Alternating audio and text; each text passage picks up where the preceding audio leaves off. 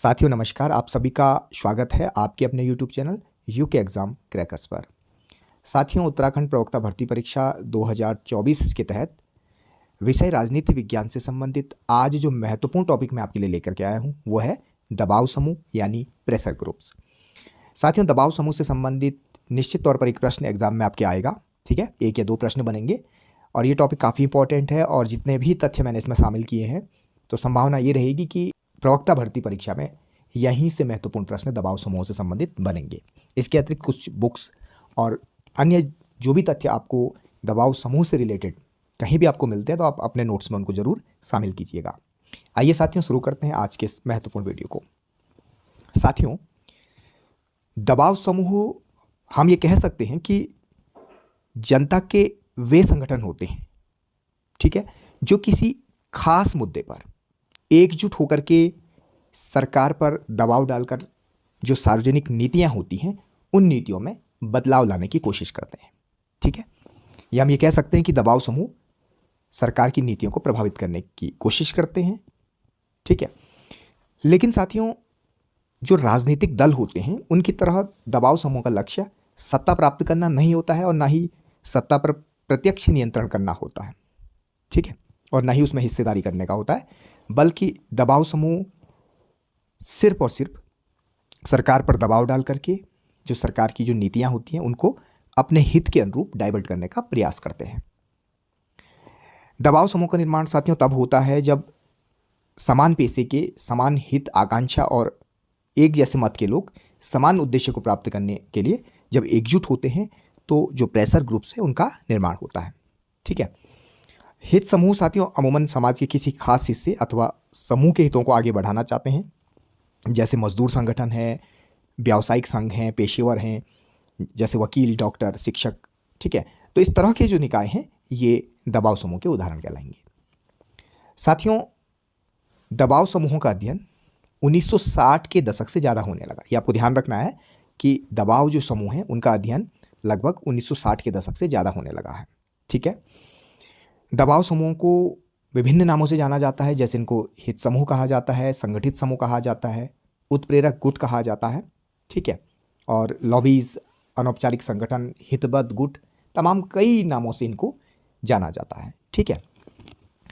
बहुलवादी जो विचारक है साथियों वो दबाव समूह के स्थान पर समूह शब्द का प्रयोग करते हैं, ठीक है। जो बहुलवादी हैं दबाव समूह के स्थान पर केवल समूह शब्द का प्रयोग करते हैं, ठीक है। साथियों, संयुक्त राज्य अमेरिका में आपको ध्यान रखना है, संयुक्त राज्य अमेरिका में इन्हें इंटरेस्ट ग्रुप्स यानी हित समूह कहा जाता है, जबकि यूनाइटेड किंगडम में इन्हें प्रेशर ग्रुप्स या दबाव समूह कहा जाता है, ठीक है। इसके अतिरिक्त साथियों दबाव समूहों को गुमनाम साम्राज्य, तीसरा सदन, या हम ये कह सकते हैं कि सिंहासन के पीछे की शक्ति, ठीक है, सिंहासन के पीछे की शक्ति किसने कहा है, ये प्रश्न भी एग्जाम में कई बार आया हुआ है ये प्रश्न और काफ़ी इंपॉर्टेंट भी है ये, ठीक है। तो फाइनर जो विद्वान हैं इन्होंने ही दबाव समूह को गुमनाम साम्राज्य यानी एनोनिमस ग्रुप्स, तीसरा सदन, सिंहासन के पीछे की शक्ति कहा है, ठीक है। इसके अतिरिक्त साथियों डीडी मैकिन ये दबाव समूह को अदृश्य सरकार के रूप में देखते हैं या अदृश्य सरकार दबाव समूह को कहते हैं। वहीं एलन बॉल जो विद्वान हैं ये दबाव समूहों को प्रभावक गुट, इंपॉर्टेंट है काफ़ी, दबाव समूहों को प्रभावक गुट इन्होंने कहा है, ठीक है। और साथियों एलन बॉल की एक महत्वपूर्ण पुस्तक है, आपको ध्यान रखनी होगी, मॉडर्न पॉलिटिक्स एंड गवर्नमेंट यानी आधुनिक राजनीति और शासन, ठीक है। तो आप इस बुक को जरूर ध्यान रखें, ये एलन बॉल की पुस्तक है, ठीक है।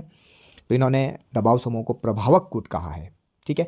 इनकी एक जो परिभाषा है वो भी मैं आपको बता देता हूँ, ठीक है। इन्होंने दबाव समूह को क्या कहा है, प्रभावक गुट राजनीतिक प्रक्रिया के अविच्छिन्न अंग हैं और वे सरकार की नीति को मजबूत बनाने और उसकी दिशा बदलने का प्रयास करते हैं, लेकिन प्रभावक गुट की हैसियत से वे खुद सरकार नहीं बनाना चाहते।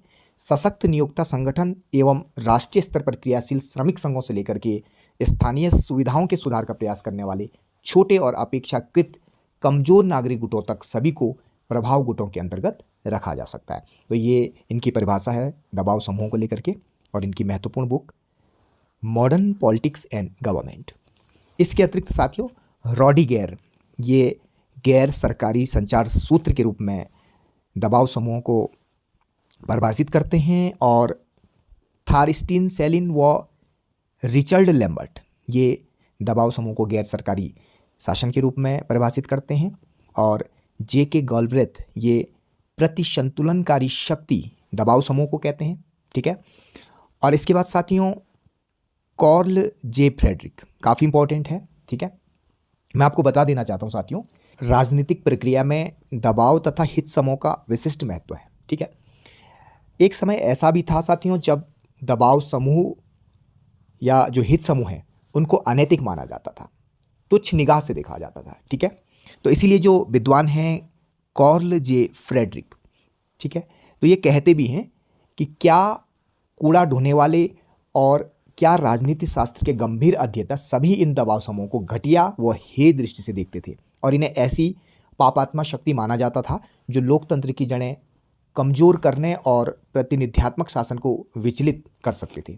ठीक है, तो ये कार्ल जे फ्रेडरिक ने कहा है। लेकिन साथियों वर्तमान में दबाव तथा हित समूहों को लोकतंत्र का पक्षपोषक और सहयोगी माना जाने लगा है, और विभिन्न देशों की शासन व्यवस्था में इन समूहों का महत्व योगदान इतना बढ़ गया है कि इन्हें एक आवश्यक बुराई ही नहीं माना जाता, बल्कि राजनीतिक क्रियाशीलता के लिए स्वास्थ्यजनक तत्व के रूप में स्वीकार किया जाता है। वैसे साथियों दबाव समूह और हित समूह में अंतर करना बड़ा कठिन है। ठीक है, क्योंकि ये वैसे एक ही सिक्के के दो पहलू हैं, और दोनों का जो अंतर है मैंने बताया आपको कि सैद्धांतिक अंतर है सिर्फ। ठीक है, ये सैद्धांतिक महत्व का अंतर है। अर्ल लैंथम साथियों ये जो विद्वान हैं ये अपने अनुरूप दबाव समूहों और हित समूह में किस प्रकार अंतर करते हैं। ठीक है, तो साथियों ये कहते हैं कि सभी हित समूह दबाव गुट नहीं होते, किंतु समय आने पर सभी हित समूह दबाव गुट का रूप धारण कर सकते हैं। ठीक है, अब जैसे साथियों छात्रों के समूह, अध्यापकों के समूह, डॉक्टरों के समूह, व्यापारी संघ आदि सभी हम देखते हैं कि हित समूह हैं, क्योंकि वो किन्हीं हितों का प्रतिनिधित्व करते हैं। किंतु साथियों ये हित समूह जब राजनीतिक निर्णय प्रक्रिया को प्रभावित करना शुरू कर देते हैं और राजनीतिक दृष्टि से अपने अभीष्ट हितों की प्राप्ति के लिए सक्रिय हो जाते हैं, तो तब ये प्रभावक गुट अथवा दबाव समूह की श्रेणी में आ जाते हैं। ओके, और जब हित समूह के हित संकट में होते हैं अथवा जब इन्हें कतिपय स्वार्थों की प्राप्ति करनी होती है तो वो सक्रिय हो जाते हैं। ठीक है, अन्यथा ये हित समूह के रूप में ही निष्क्रिय बने रहते हैं। ठीक है, आपको ध्यान रखना है कि हित समूह अपने हित पूर्ति के लिए संगठित लोग हैं। जब ये संगठन हित पूर्ति के लिए सरकार पर दबाव डालता है तो तब ये दबाव समूह, ठीक है, और अत्यधिक संगठित व सक्रिय दबाव समूह को लॉबिंग कहा जाता है। और लॉबिंग आपको पता है कि अमेरिका में ही लॉबिंग की शुरुआत हुई थी और वहीं पे ये सबसे ज़्यादा सक्रिय है। ठीक है, तो लॉबिंग को भी मैं आपको बताऊंगा। इसके अतिरिक्त साथियों दबाव समूह की जो परिभाषा है उसमें ऑडिगाल्डी जो विद्वान हैं वे दबाव समूह को किस रूप में देखते हैं।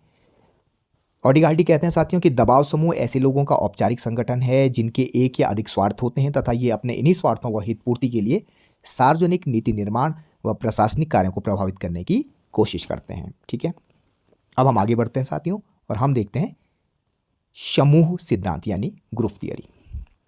इसका जो प्रतिपादक है साथियों आर्थर बेंटले, काफ़ी इंपॉर्टेंट है। आर्थर बेंटले जो समूह सिद्धांत है दबाव समूह को लेकर के, तो इसके जो प्रतिपादक विद्वान हैं आर्थर बेंटले हैं और इनकी जो पुस्तक है बहुत इंपॉर्टेंट पुस्तक है द प्रोसेस ऑफ गवर्नमेंट। 1908 की ये पुस्तक है द प्रोसेस ऑफ गवर्नमेंट।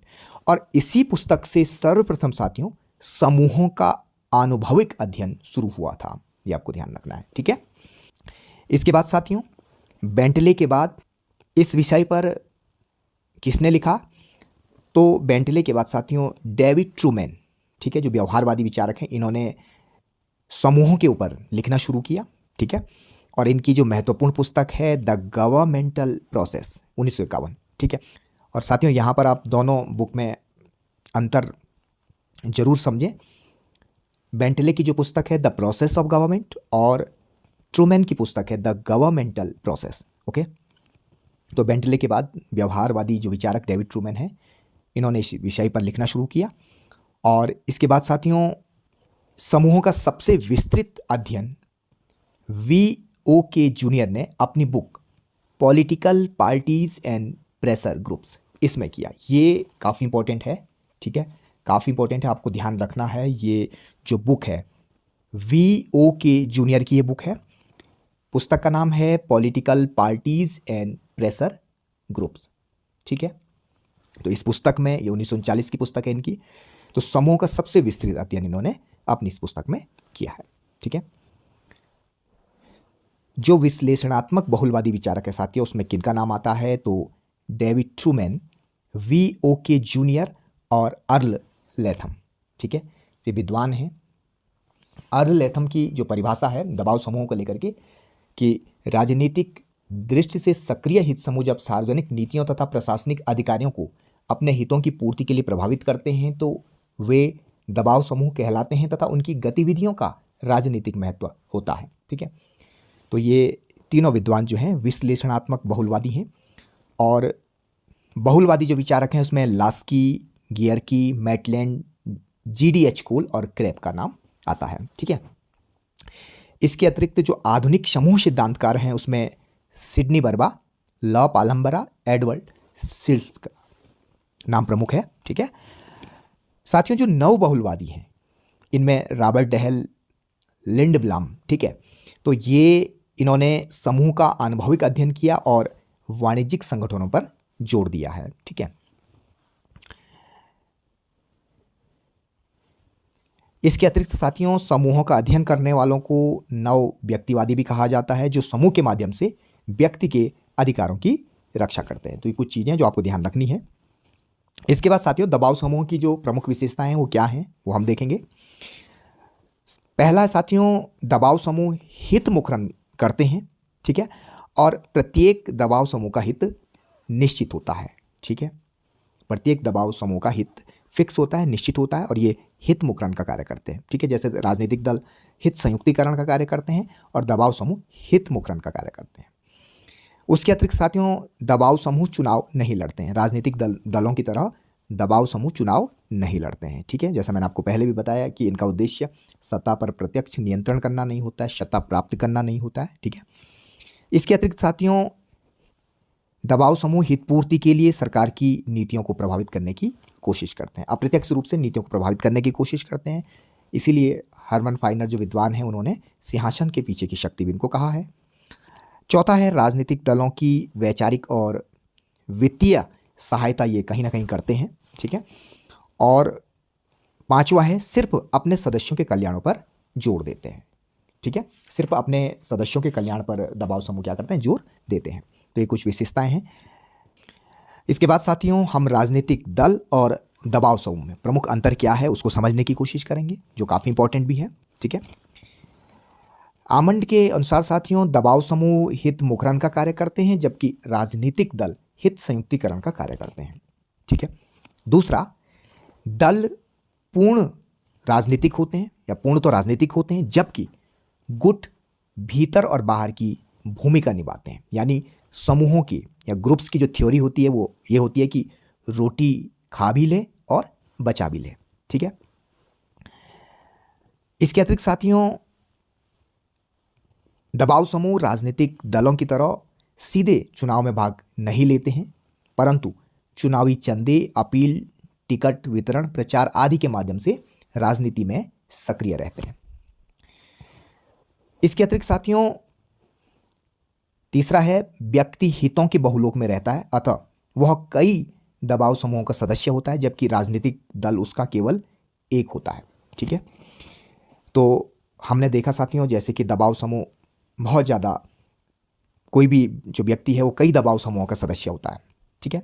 जैसे जिस फिक्स, अगर हम ये देखें कि जैसे शिक्षक हैं तो शिक्षक से जुड़ा हुआ जो दबाव समूह है, जो शिक्षकों का दबाव समूह है, तो उसका एक हित जुड़ा हुआ है कि अपने शिक्षक हितों की पूर्ति के लिए सरकार पर दबाव डालना और उसके अनुरूप नीतियों को प्रभावित करना, ठीक है। इसके अतिरिक्त आप ये देखते हैं कि जैसे शिक्षक हैं तो दूसरा जो दबाव समूह है, जैसे आप ओल्ड पेंशन स्कीम को लेकर के देख रहे हैं कि भाई कई जगह क्या होती है, रिलीज होती हैं, है ना, तो वहाँ पर भी हम ये देखेंगे कि शिक्षक जो है उस दबाव समूह का भी हिस्सा होगा।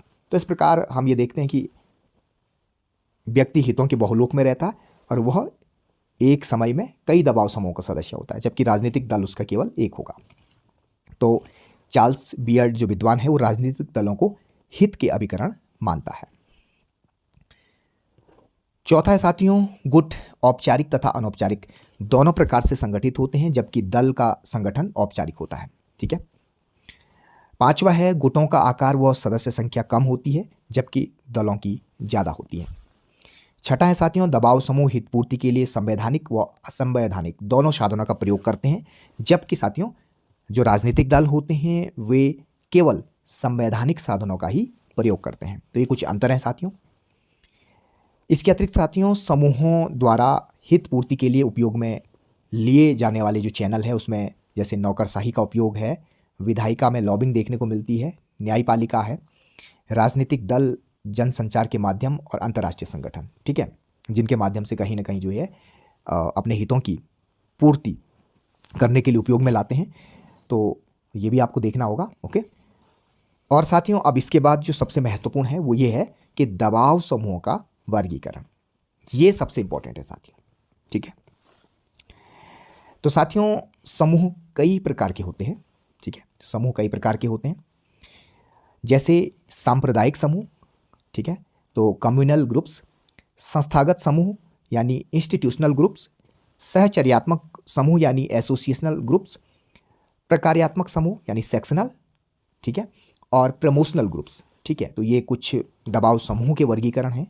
इसके बाद हम आगे जानेंगे कि जो विद्वान हैं उन्होंने किस प्रकार दबाव समूहों को वर्गीकृत किया है। ठीक है, अब सबसे पहले साथियों हम ये देखेंगे कि सांप्रदायिक दबाव समूह क्या होते हैं। ठीक है, मुख्यतः साथियों ये जन्म आधारित होते हैं।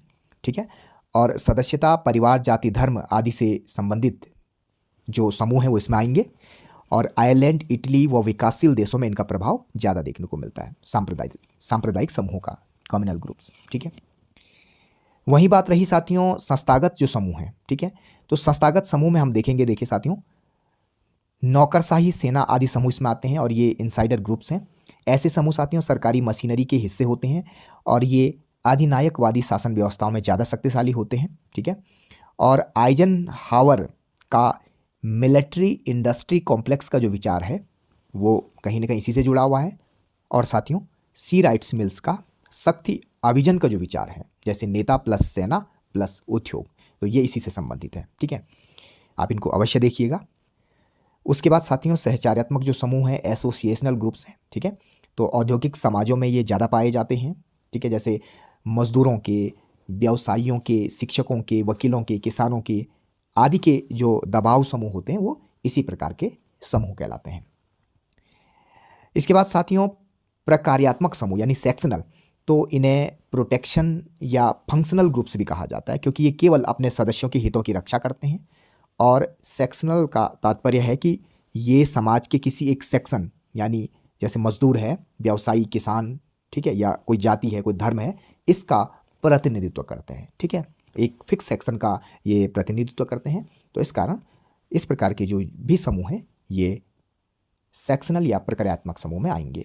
इसके बाद साथियों प्रमोशनल जो ग्रुप्स हैं ये किसी एक समूह नहीं बल्कि सभी के कल्याण के लिए कार्य करते हैं। ठीक है, जैसे नागरिकों के अधिकार की रक्षा के लिए बने जो संगठन होते हैं वो इसमें आएंगे।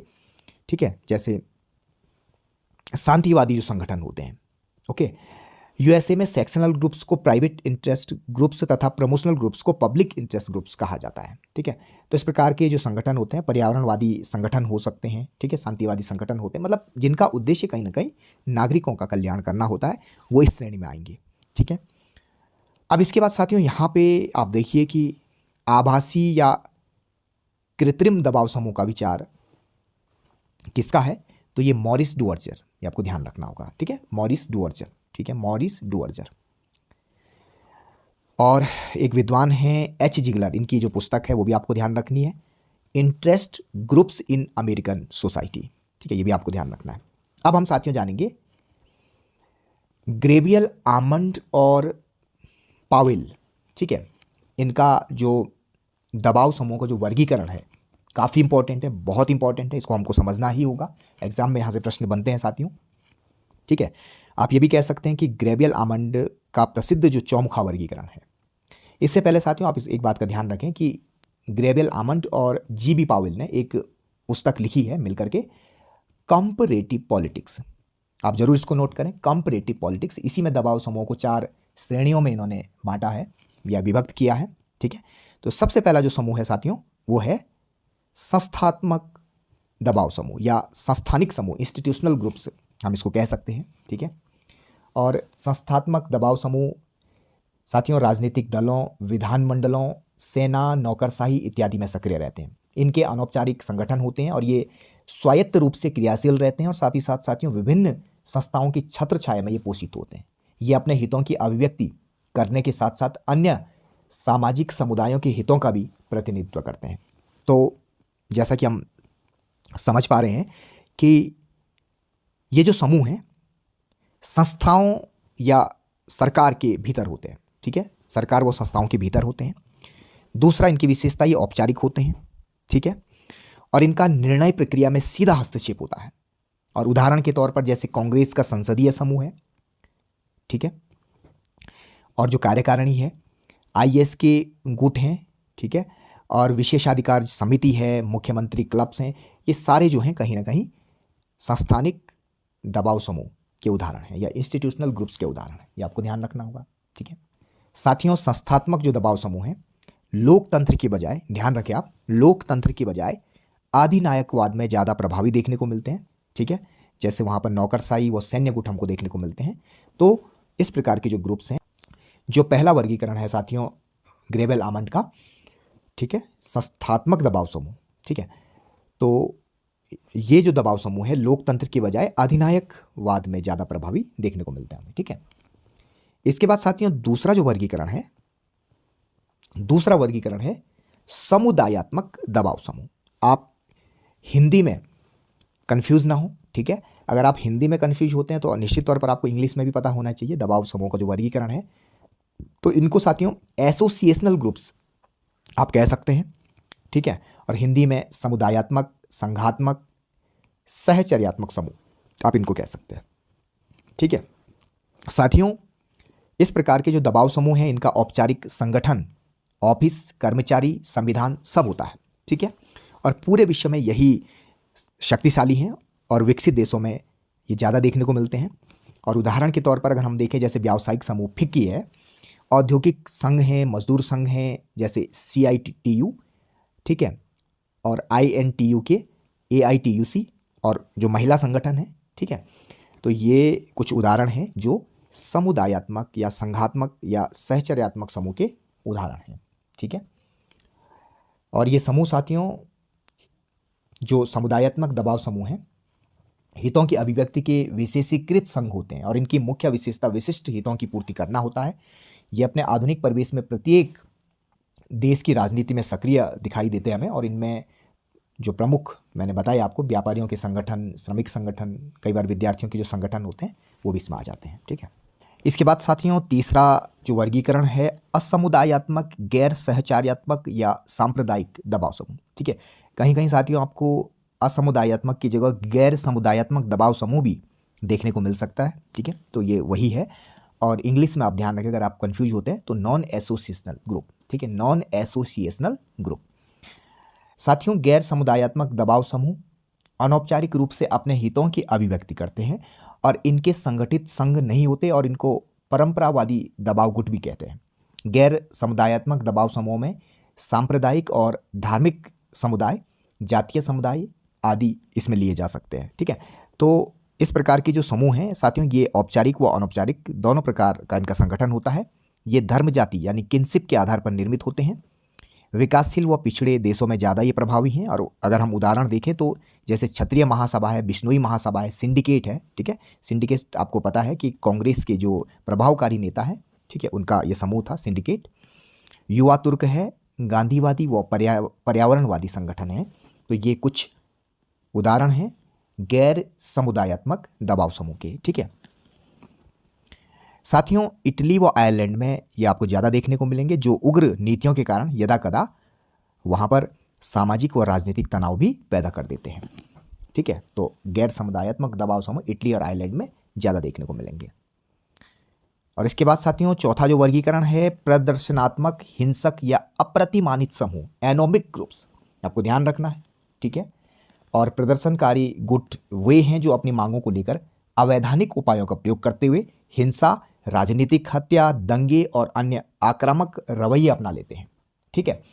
साथियों प्रदर्शनात्मक विरोध और प्रत्यक्ष कार्रवाई के कई प्रकार हैं, जैसे जनसभाएं, गली कूचा बैठक, पदयात्रा, रैली, विरोध दिवस मनाना, हड़ताल, धरना, सत्याग्रह, अनशन, घेराव आदि। और इन उपायों से प्रभावक गुट न केवल अपना असंतोष व्यक्त करते हैं अपितु सरकार के निवेश यानी इनपुट्स तथा निर्गत यानी आउटपुट्स ढांचे को प्रभावित करते हुए नियम निर्माण, नियम प्रयुक्ति और नियम अधिनिर्णय, ठीक है, इनके स्वरूप को भी छू लेते हैं। ये गुट किसी विशिष्ट नीति को बनवाने अथवा बदलने के लिए सरकार पर दबाव डालते हैं। ठीक है। तो साथियों जैसे अनौपचारिक, अविश्वसनीय, अचानक हिंसक कार्रवाई ये करते हैं। इनके व्यवहार का पूर्व आकलन हम नहीं लगा सकते, यानी उपद्रवी और हिंसक होते हैं। और अगर उदाहरण हम देखें जैसे छात्रों के समूह, उग्रवादी गुट जैसे बब्बर खालसा है, उल्फा है, लिट्टे है, तो ये कुछ जो दबाव समूह के उदाहरण हैं जिनको हम प्रदर्शनात्मक, हिंसक या अप्रतिमानित हित समूह कह सकते हैं, एनोमिक ग्रुप्स इनको कह सकते हैं। ठीक है। तो ये ग्रेबियल आमंड का चौमुखा वर्गीकरण है, ये आपको ध्यान रखना होगा। इसके बाद साथियों जीन ब्लांडेल, इनका दबाव समूह का जो वर्गीकरण है, ठीक है, इन्होंने दो समूह में इनको बांटा है, एक सांप्रदायिक समूह यानी कम्युनल ग्रुप्स, दूसरा समुदायात्मक समूह यानी एसोसिएशनल ग्रुप्स। ठीक है। सबसे पहले हम देखेंगे सांप्रदायिक समूह। ठीक है। देखिए साथियों जो सांप्रदायिक समूह हैं जीन ब्लांडेल के अनुसार, ठीक है, तो ये समूह भाषा, जाति, धर्म के आधार पर संगठित होते हैं। ठीक है। और यहाँ पे हम इसकी विशेषता देखते हैं, जैसे सदस्यता जन्म के आधार पर देखने को मिलती है इस प्रकार के समूह की, और इसमें प्रतिमानित संबंध होते हैं, अनैच्छिक संबंध होते हैं और स्थायी संबंध होते हैं। ठीक है। तो मुख्यतः ये भाषा, जाति, धर्म के आधार पर संगठित होते हैं। तो इस प्रकार के जो समूह होते हैं इन समूहों को सांप्रदायिक समूह की श्रेणी में रखा है जीन ब्लांडेल ने। ठीक है। तो और दूसरा जो समूह है वो है समुदायात्मक। ठीक है। और इसमें भी दो भागों में इसको बांटा है, संरक्षणात्मक और उत्थानात्मक। ठीक है। जो संरक्षणात्मक समूह है साथियों ये हित संरक्षण केवल अपने समूह का ही करते हैं। ठीक है। जैसे कार्मिक संगठन है, व्यावसायिक संगठन है। ठीक है। और इस प्रकार के समूहों की जो सदस्यता है वो उद्देश्य आधारित होती है, इनका जो उद्देश्य होता है उसके आधार पर ही इस प्रकार के समूहों में जो सदस्यता है वो प्राप्त की जा सकती है। ठीक है। संबंध यहाँ पर ऐच्छिक होते हैं और विशिष्ट उद्देश्य इनके होते हैं। तो ये संरक्षणात्मक समूह है। जबकि उत्थानात्मक जो समूह हैं इनका उद्देश्य सार्वजनिक कल्याण व उत्थान होता है। ठीक है। यानी सबका कल्याण, सबका भला करना इनका उद्देश्य होता है। जैसे संरक्षणात्मक जो समूह केवल अपने समूह का हित संरक्षित करने का प्रयास करते हैं। ठीक है। यानी हित संरक्षण केवल अपने समूह का करते हैं। लेकिन ये उत्थानात्मक जो समूह होते हैं इनका उद्देश्य सार्वजनिक कल्याण व उत्थान करना होता है। ठीक है। जैसे गांधीवादी, पर्यावरणवादी संगठन है, इस प्रकार के जो समूह हैं ये उत्थानात्मक समूह आएंगे। तो ये जीन ब्लांडेल का वर्गीकरण है जो आपको ध्यान रखना है। इसके बाद साथियों पीटर ऑडिगार्ड का जो वर्णन है, ठीक है, जो वर्गीकरण है, इसमें इन्होंने दो श्रेणियों में बांटा है, सेक्शनल और कॉज। ठीक है। सेक्शनल इन्होंने इस श्रेणी में किन दबाव समूह को रखा है जो स्थायी होते हैं। ठीक है। ये स्थायी होते हैं, परमानेंट होते हैं। ओके। उदाहरण के तौर पर जैसे व्यावसायिक संगठन है, औद्योगिक संगठन है, मजदूरों के संघ हैं, और इनका उद्देश्य सिर्फ अपने सेक्शन का कल्याण करना होता है और ये स्थायी होते हैं। ठीक है। और जो कॉज है साथियों, ठीक है, कॉज ये अस्थायी होते हैं। ठीक है। यानी अपने हित की रक्षा के लिए दबाव समूह बनते हैं और जब इनके हित की पूर्ति हो जाती है तो उसके बाद इनका अस्तित्व समाप्त हो जाता है। ठीक है।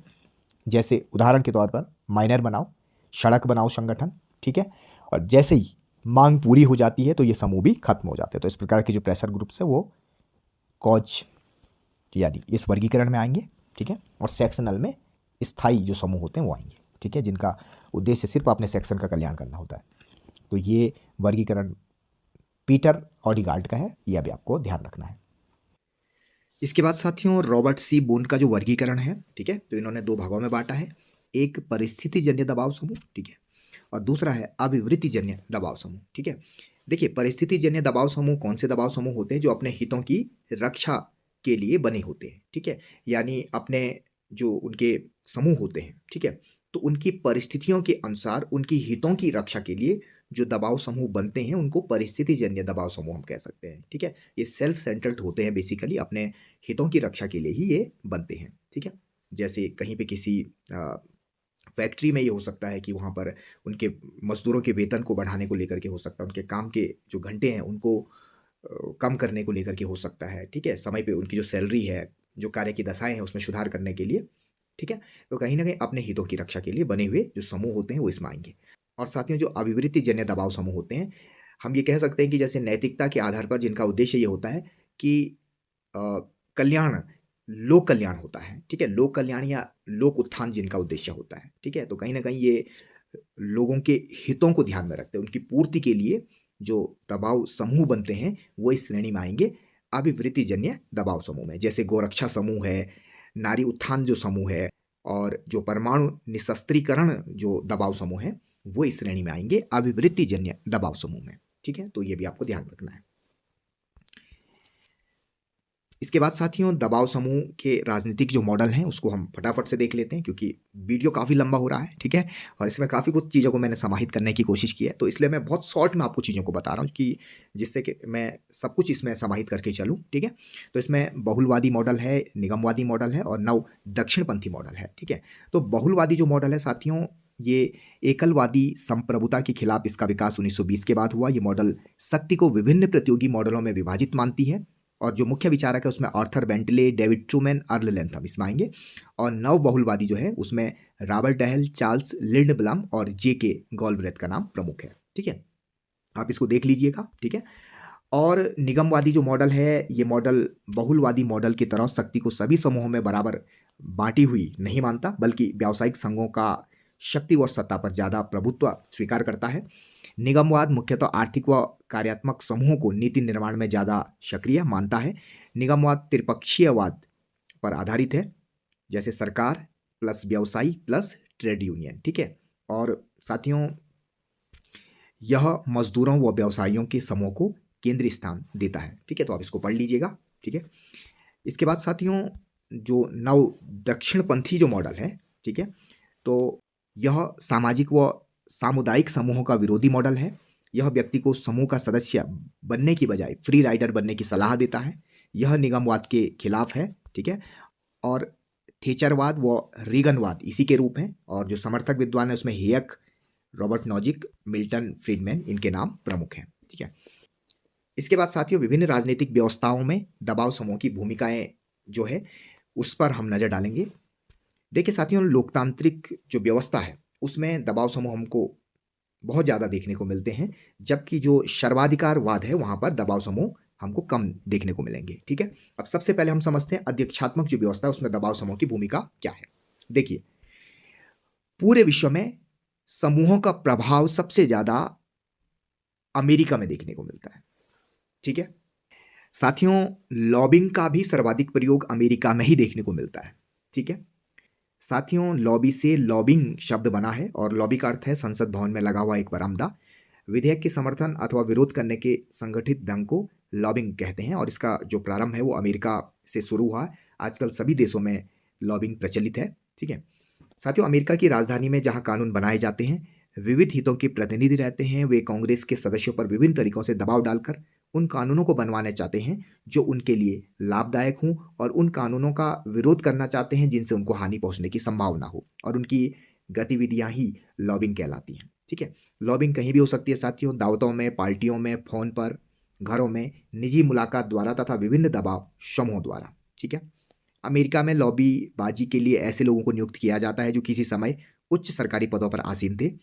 लॉबीबाज अपने पुराने शासकीय संपर्कों से लाभ उठाने की कोशिश करते हैं। अमेरिका की एक कंपनी बेकर एंड मैकेंजी ने लॉबीबाजी के लिए ब्रूस क्लब नामक व्यक्ति को नियुक्त किया था और ब्रूस क्लब राष्ट्रपति जॉनसन और राष्ट्रपति निक्सन के शासनकाल में शुल्क आयोग के कमिश्नर थे। तो इसी प्रकार एक अन्य संस्थान फोल्टाज एंड केविन ने लॉबीबाजी के लिए एब फोल्टाज की सेवाएं प्राप्त की और वे सज्जन राष्ट्रपति रूजवेल्ट के शासनकाल में एक संघीय आयोग के कमिश्नर रह चुके थे, ठीक है? तो अमेरिकी कांग्रेस में नेतृत्व के अभाव के कारण लॉबी विधेयक के प्रचार और विरोध का अत्यंत सक्रिय क्षेत्र बन जाती है। यह दूषित प्रथा है और वुड्रो विल्सन ने इसे घातक प्रथा कहा था। तो अमेरिका में साथियों यहाँ पॉर्क बैरल लॉन्ग रोलिंग, ठीक है, फिलीबस्टरिंग व लॉबिंग का ये प्रयोग करते हैं। ठीक है, वुड्रो विल्सन, जैसे मैंने आपको बताया कि कांग्रेस की इच्छाएं मूलतः गुटों की इच्छाएं, वो क्या कहते हैं कि जो कांग्रेस की इच्छाएं हैं मूलतः किससे प्रभावित हैं? दबाव समूह की इच्छाओं से या गुटों की इच्छाओं से। ठीक है, आपको पता है अमेरिकी जो व्यवस्थापिका है उसको कांग्रेस कहा जाता है, जिसके 2 सदन हैं।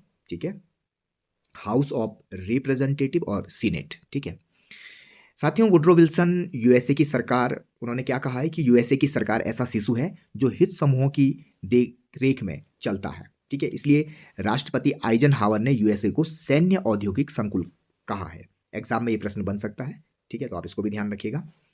उसके बाद साथियों, संसदीय शासन प्रणाली में हम दबाव समूह की भूमिका को देखेंगे। यह कठोर दलीय नियंत्रण व व्हिप की वजह से लॉबिंग यहां पर कम प्रभावी होती है, ये आपको ध्यान रखना है।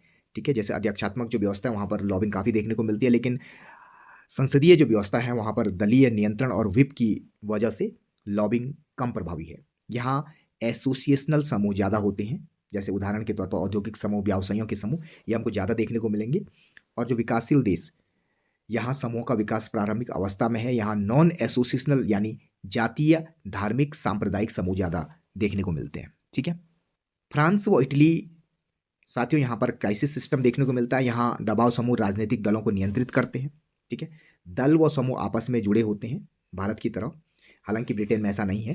ठीक है, फ्रांस व इटली में दबाव समूह वर्गीय हितों को, देखिए ध्यान दीजिए आप कि फ्रांस व इटली में दबाव समूह अपने वर्गीय हितों को राष्ट्रीय हितों से ऊपर रखकर कई बार अपने देश में संकट पैदा कर देते हैं, यहाँ संकट पैदा कर देते हैं। ठीक है, यानी राष्ट्रीय हितों से ऊपर अपने वर्गों के हितों को रखते हैं।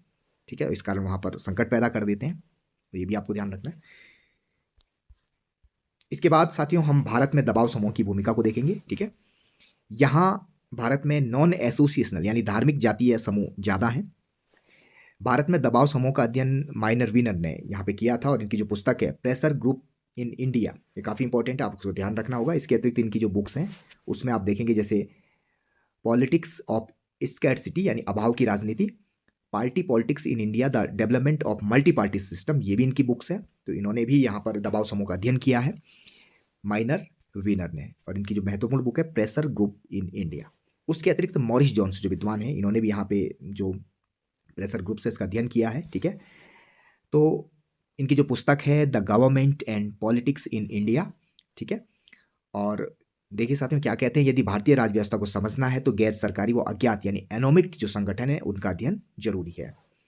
इसके अतिरिक्त साथियों रॉबर्ट कॉचनिक जो विद्वान है, इनकी पुस्तक भी आपको ध्यान रखनी होगी, बिजनेसेस एंड पॉलिटिक्स। ठीक है, और इन्होंने भारतीय व्यावसायिक संगठनों का अध्ययन किया है। तो इस प्रकार साथियों ये दबाव समूह के संबंध में कुछ महत्वपूर्ण तथ्य हैं, आप इनको जरूर देखिएगा। और जब ऑप्शनल क्वेश्चन हम देखेंगे तो कुछ ऐसी चीज़ें हो सकती हैं जो इनसे हट करके हों। ठीक है, तो वहाँ पे हम उन चीज़ों को देख लेंगे, जो छूट जाएगा, जो कुछ अलग चीज़ें होंगी वहाँ पर हम समझने की कोशिश करेंगे।